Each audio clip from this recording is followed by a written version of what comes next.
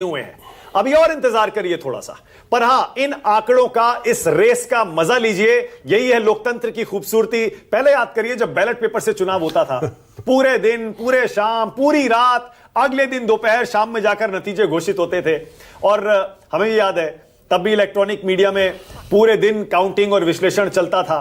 सब लोग रात भर स्टूडियो में रहते थे। अगले दिन जाकर पता लगता था किसकी सरकार बनेगी। ईवीएम से जब से वोटिंग शुरू हुई है, दोपहर 12-1 बजे तक सब क्लियर हो जाता है। तो 3-4 घंटे का खेल होता है। 8 बजे काउंटिंग शुरू हुई है, 12 बजे तक आपको पता लग जाएगा कि इस बार बिहार में किसकी सरकार बनने वाली है। क्या 20 साल के एंटी इनकम्बेंसी को मात देते हुए नीतीश कुमार फिर से बिहार जीतने वाले हैं क्या? फिलहाल ऐसा लग रहा है कांटे की टक्कर में वो तेजस्वी यादव से उलझे हुए हैं। इधर से बीजेपी भी जोर लगा रही है, उधर से कांग्रेस पिछड़ रही है। बीजेपी 33 सीटों पर अब 29 पर आगे हो गई, जेडीयू 41 पर है। ऐसा लग रहा है जेडीयू बीजेपी से शुरुआती दौर में एनडीए के अंदर स्ट्राइक रेट के मामले में थोड़ा आगे चल रही है, जबकि आरजेडी और कांग्रेस में कोई टक्कर नहीं है। कुल मिलाकर महागठबंधन 86 सीटों पर आगे, एनडीए 78 पर आगे। अगर यही ट्रेंड रहता है शीतल जी, अगर यही ट्रेंड रहता है, if it is a touch and go, आपको लगता है कि जो शुरुआत, जो एज रहेगा? नहीं, ये ट्रेंड नहीं रहेगा। ये मुझे नहीं उम्मीद है कि ये ट्रेंड रहेगा। बहुत क्लोज कॉन्टेस्ट है, लेकिन अब ये जो अभी जो दिख रहा है ये बार बार चेंज हो रहा है। हम इस पे स्थिर न हो, क्योंकि अभी तक पोस्टल बैलेट्स ही हैं जो हमारे पास आंकड़ों में दिख रहे हैं। हो सकता है कि एक आध जगह कोई ईवीएम शुरू हुई हो, लेकिन ये अभी तक पोस्टल बैलेट्स ही हैं और इन पे भरोसा करना बहुत बड़ा। अविनाश पासवान कुछ कहना चाह रहे हैं, जेडीयू से अविनाश पासवान भी है। अविनाश, एक कमेंट करिएगा, क्या लग रहा है आपको? BJP 34, JDU 41, RJD 60।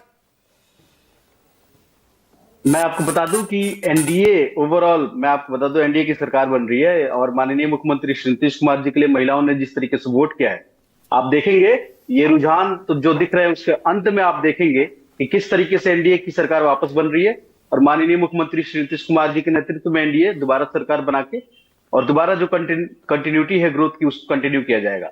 और इसीलिए महिलाएं, आप देखें तो महिलाएं इसीलिए निकली हैं अपने घरों से। और ये स्ट्राइक रेट जो इस बार का वोटिंग परसेंटेज बढ़ी है, वो सिर्फ इसका ओके, मेरे पास ब्रेकिंग न्यूज आ रही है। सीमांचल की 24 सीटों पर महागठबंधन को बढ़त है।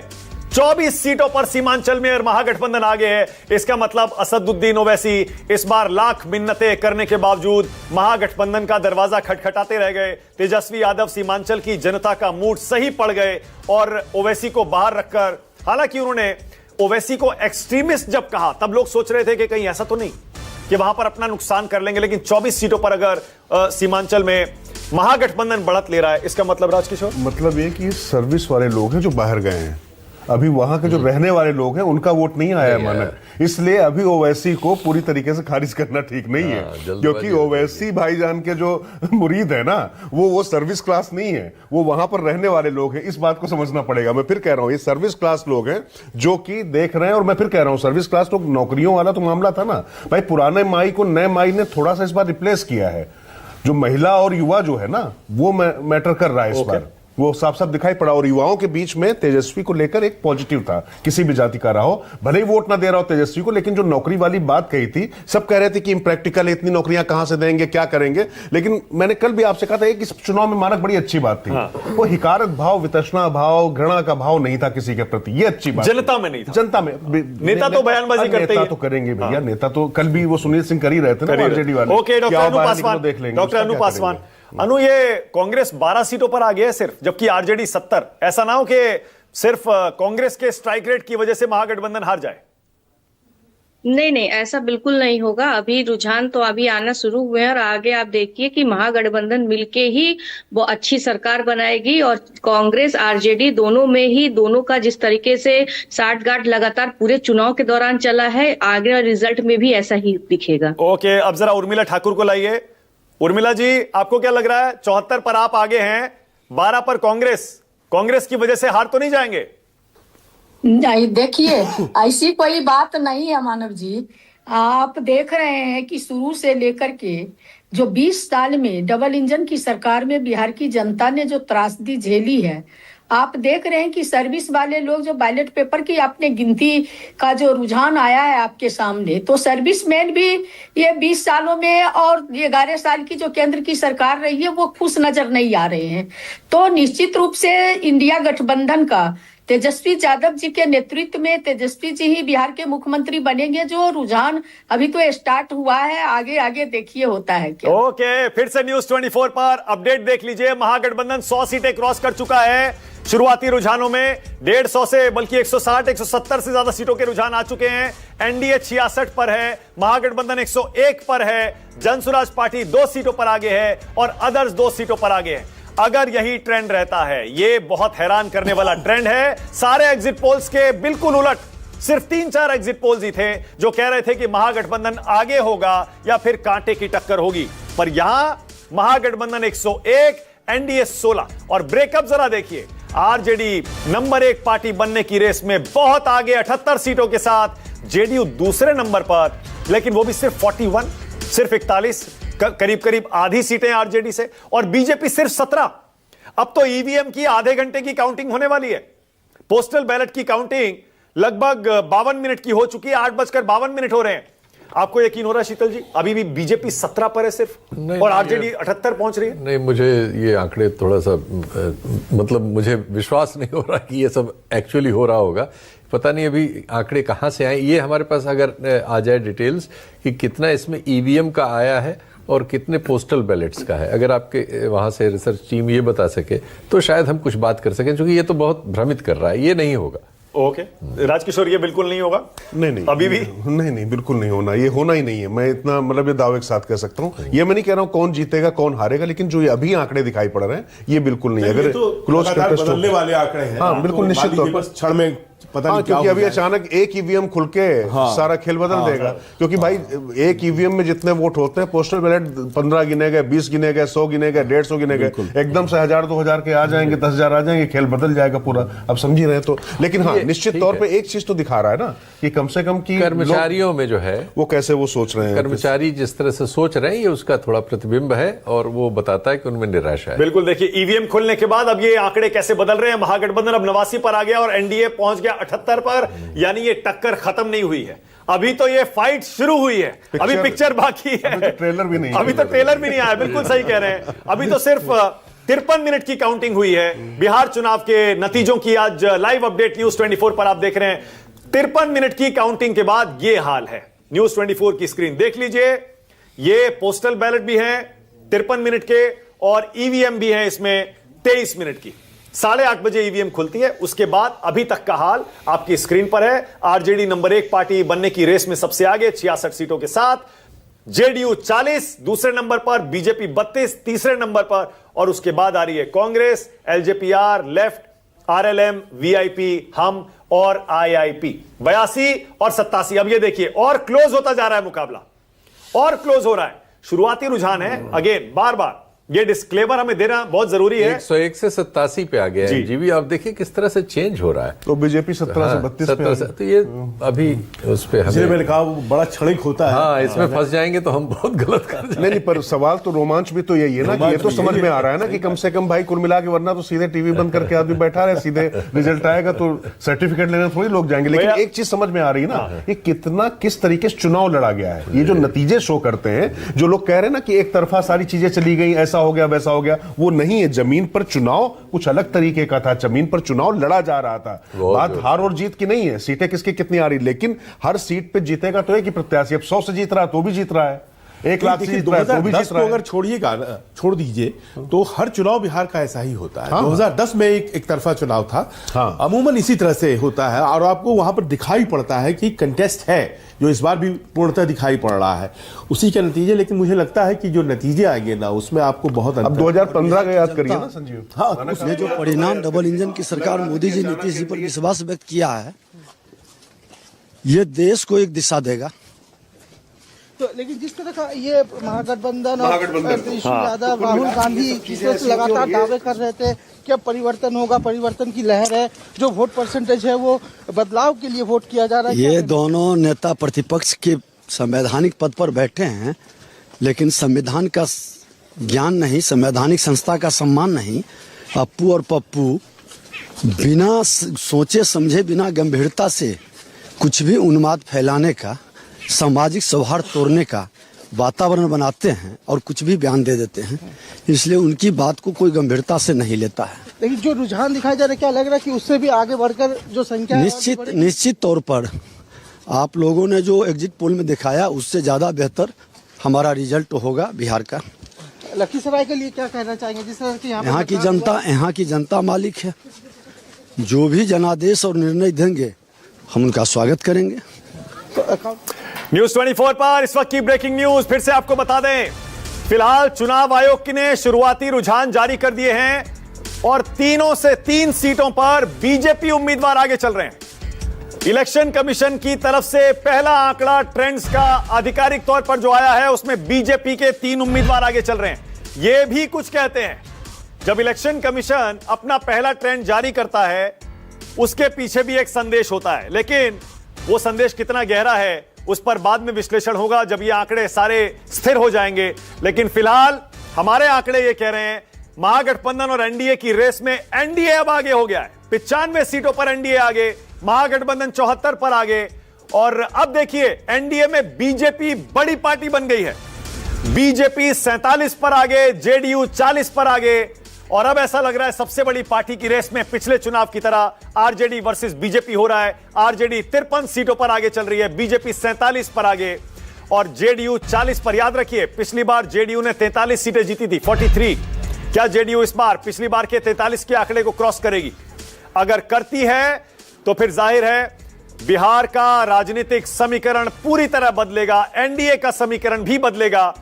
यह भी सब जानना चाहते हैं कि इस बार एनडीए में सबसे बड़ी पार्टी कौन सी बनती है और कुल मिलाकर बिहार में सबसे बड़ी पार्टी कौन सी बनती है। अब बीजेपी 50 पर चली गई, जेडीयू 40। अगर बीजेपी बड़ी पार्टी रही तो फिर एक बार सवाल उठेगा बिहार का मुख्यमंत्री कौन बनेगा? नीतीश कुमार बनेंगे या नहीं, यह बहस फिर से जिंदा होगी। हालांकि चुनाव प्रचार के आखिरी 2-3 हफ्तों में बीजेपी ने अपना रुख नीतीश कुमार को लेकर नरम किया, थोड़ी और स्पष्टता दी कि नीतीश ही सीएम बनेंगे। लेकिन कब तक और क्या वाकई नीतीश सीएम बनेंगे, यह भी एक सवाल होगा। इस बहस पर बाद में आएंगे। फिलहाल देखिए एनडीए अब महागठबंधन से आगे होता जा रहा है। एनडीए 100 का आंकड़ा छू रहा है, महागठबंधन 71 पर आगे है। महागठबंधन में आरजेडी और कांग्रेस, आरजेडी 50, कांग्रेस 12, दोनों के स्ट्राइक रेट में काफी अंतर है। और यह भी एक सवाल था जब सीटों का बंटवारा नहीं हो रहा था, और हुआ तब भी यह सवाल था कि कांग्रेस कितनी सीटें जीतेगी और क्या आरजेडी को मुख्यमंत्री पद दिलाने में, तेजस्वी को मुख्यमंत्री पद दिलाने में इंपॉर्टेंट रोल प्ले करेगी या फिर नहीं करेगी। मेरे पास बड़े चेहरों का जो अपडेट आया वो भी जल्दी से दे दूं। तेजस्वी यादव अपनी सीट राघोपुर से आगे चल रहे हैं, सम्राट चौधरी तारापुर से आगे चल रहे हैं, तेज प्रताप यादव महुआ बिहार पीछे चल रहे हैं, अनंत कुमार सिंह मोकामा से आगे चल रहे हैं, जन स्वराज पार्टी के मनीष कश्यप आगे चल रहे हैं चनपटिया से। यह भी इंटरेस्टिंग है, पहले बीजेपी में आए थे कुछ टाइम के लिए, कंट्रोवर्शियल यूट्यूबर हैं मनीष कश्यप। पक्का पोस्टल बैलेट ही है सारे अभी है। ओके, मंगल पांडे बीजेपी के सीवान से आगे चल रहे हैं, रेणु देवी भी अब आगे हो गई हैं बेतिया से, मैथिली ठाकुर भी आगे हो गई हैं, यह भी अपडेट आ रहा है। ओसामा शाह आरजेडी के उम्मीदवार रघुनाथपुर से आगे हो गए हैं, विजय कुमार चौधरी सराय रंजन से आगे चल रहे हैं, जेडीयू के विजय कुमार सिन्हा भी आगे हो गए हैं, भाजपा की श्रेयसी सिंह आगे हैं, खेसारी लाल यादव आगे हैं। ये सारी अपडेट्स न्यूज 24 पर आपको मिलती रहेंगी। अब चुनाव आयोग का आधिकारिक आंकड़ा जो है 5 सीटों के रुझान उसमें आ गए हैं और 5 में बीजेपी आगे चल रही है। इलेक्शन कमीशन के 5 रुझान और 5 में बीजेपी आगे, रामनगर, साहेबगंज, औरई में बीजेपी आगे चल रही है, ये इलेक्शन कमीशन बोल रहा है। अब एनडीए 105 पर पहुंच गया और महागठबंधन रह गया 69 पर। क्या यह है ईवीएम का ट्रेंड, इलेक्ट्रॉनिक वोटिंग मशीनों के वोटों का ट्रेंड क्या अब जाकर साफ हो रहा है क्या? और अगर ऐसा है तो क्या एग्जिट पोल सही होने वाले हैं क्या? अतुल लोंडे पाटिल कांग्रेस से, जयराम विप्लव बीजेपी से, किशोर कुणाल जेडीयू से और उर्मिला ठाकुर आरजेडी से जुड़ेंगे। राजकिशोर और शीतल जी यहां स्टूडियो में मौजूद हैं। अतुल लोंडे पाटिल, अतुल भाई आपको यकीन हो रहा है एनडीए अब चला गया 105 पर, महागठबंधन 71 पर? नहीं, ऐसा है कि अभी थोड़ा रुकना चाहिए, 11:30-12 बजे तक जो है एक्चुअल ट्रेंड हमको मिल सकता है। अभी जो चल रहा है वो पता नहीं कहाँ से आ रहा है, क्योंकि बाहर तो कुछ आंकड़े मिल नहीं रहे हैं, तो शायद आपके अपने सोर्सेज से बात चल रही होगी। मेरे ख्याल से 11 साढ़े 11 बजे तक देखना चाहिए। जिस तरह का परफॉर्मेंस महागठबंधन ने किया है, हमें पूरा विश्वास है कि हम लोग जो है वो 122 क्रॉस करके सरकार कंफर्टेबल मेजॉरिटी से बना लेंगे। ठीक है अतुल भाई, आप तो बड़ी ईमानदारी से अपनी बात करते हैं। आज एक बार इतना तो कह दीजिए कम से कम कि कांग्रेस का स्ट्राइक रेट आरजेडी से जो कम लग रहा है, उसकी वजह यह है कि आपको हारी हुई सीटें या हारने वाली सीटें दी गई, सीट बंटवारे में मुश्किल सीटें दी गई। नहीं ठीक है, जो भी है गठबंधन में जो भी निर्णय लिया गया सबके सहमति से लिया गया। थोड़ा बहुत कम ज़्यादा होता है, लेकिन हमने भी पूरी शिद्दत से पूरी ताकत से वहाँ पर महागठबंधन साथ लड़ाई लड़ी है। एक सकारात्मक मुद्दों से हमने लड़ाई है। हमने रोजगार की बात की, पलायन रोकने की बात की, हमने स्वास्थ्य की बात की, हमने शिक्षा की बात की, हमने जीविका दीदी को 30,000 रुपये देने की बात की, और सामने प्रधानमंत्री जी, देश के प्रधानमंत्री जी क्या कहते हैं, कट्टा बंदूक गोली बारूद, क्या कहते हैं देश के गृह मंत्री जिन्होंने सुरक्षा को ऐसी खुली छोड़ दी और लोगों को उसका खामियाजा भुगतना पड़ा, क्या कहते हैं वो कहते हैं कि घुसपैठिया। अरे आपने एसआईआर किया ना, साम दाम दंड भेद लूट चोरी बूथ की बात करते हो, आप तो पूरे स्ट्रांग रूम लूटने में लगे हुए थे। अच्छा ठीक है, तो ये सब अब रुकिए ना अतुल भाई, एक सेकंड रुकिए, अब जरा अपडेट देना ज्यादा जरूरी है। एक सेकंड, न्यूज 24 पर इलेक्शन के रिजल्ट्स और काउंटिंग से जुड़ी हर पल की अपडेट आ रही है। 108 सीटों पर एनडीए आगे, महागठबंधन 75 सीटों पर आगे। अब एनडीए बहुत आगे निकल रहा है, बीजेपी जेडीयू से बहुत आगे निकल गई 60 सीटों पर और जेडीयू रह गई 40 पर।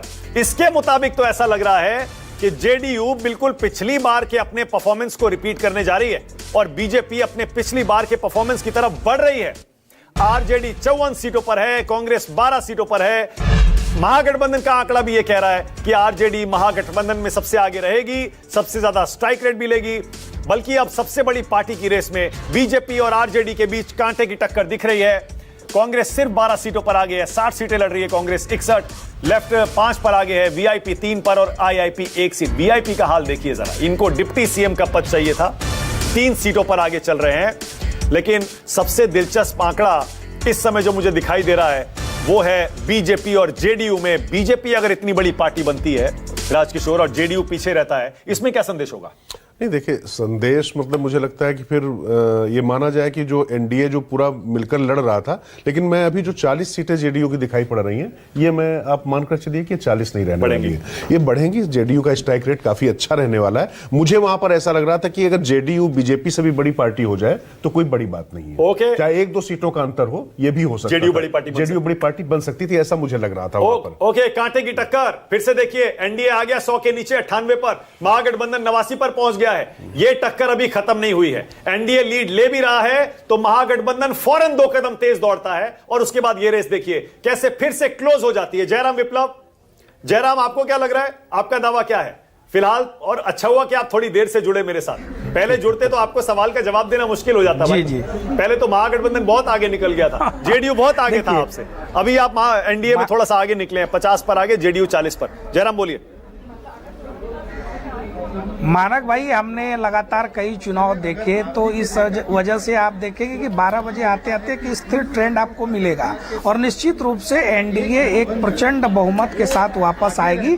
और जो आपकी चर्चा में जो कुछ लबोलुआब निकल रहा था, उस पर मैं ये कहना चाहता हूँ, हमारे लिए बिहार महत्वपूर्ण है कि हमारे गठबंधन के किस दल को कितनी सीटें आएंगी, कौन क्या बनेगा, इससे बढ़ करके है कि बिहार को गलत हाथों में जाने से बचाना है। हमारा गठबंधन बिहार के विकास के लिए था, बिहार के विकास की गति नहीं रुकने देंगे, ये बिहार की जनता ने भी इस जनादेश के साथ सिद्ध कर दिया है।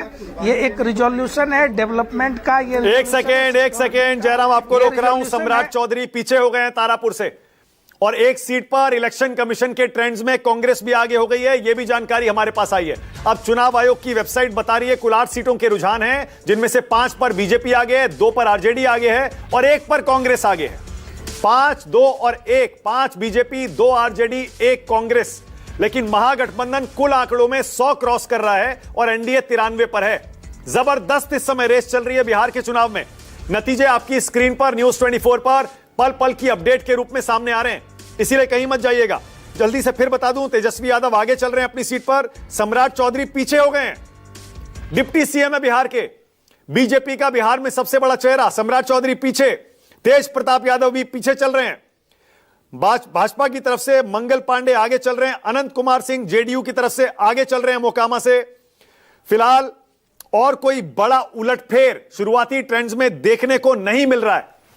फिलहाल यह बड़ी तस्वीर शुरुआती रुझानों में आपकी स्क्रीन पर आ रही है। ये देखिए, महागठबंधन 101 पर है, एनडीए 92 पर है और बाकी छोटी पार्टियां कोई खास प्रदर्शन नहीं कर पा रही हैं। ऐसा लग रहा है एनडीए वर्सेस महागठबंधन की ये आमने सामने की टक्कर, और वोटरों ने पूरी तरह से मन बना लिया था कि इधर जाएंगे या उधर जाएंगे। प्रशांत किशोर, एआईएमआईएम या फिर और बाकी छोटी पार्टियों में अपना वोट बर्बाद नहीं करेंगे। महागठबंधन 101, एनडीए 92। एक बार फिर देखिए, सबसे बड़ी पार्टी के रूप में आरजेडी कितना आगे निकल गई है, 75 पर है। और पिछली बार का परफॉर्मेंस है ये आरजेडी का। पिछली बार आरजेडी ने 75 सीटें जीती थी, लेकिन दूसरे नंबर पे थी बीजेपी को शायद 74 मिली थी या 73, एक सीट का फर्क था। इस बार बीजेपी 44 पर है सिर्फ, और जेडीयू 40 पर। पिछली बार जेडीयू ने 43 जीती थी, उससे भी 3 सीट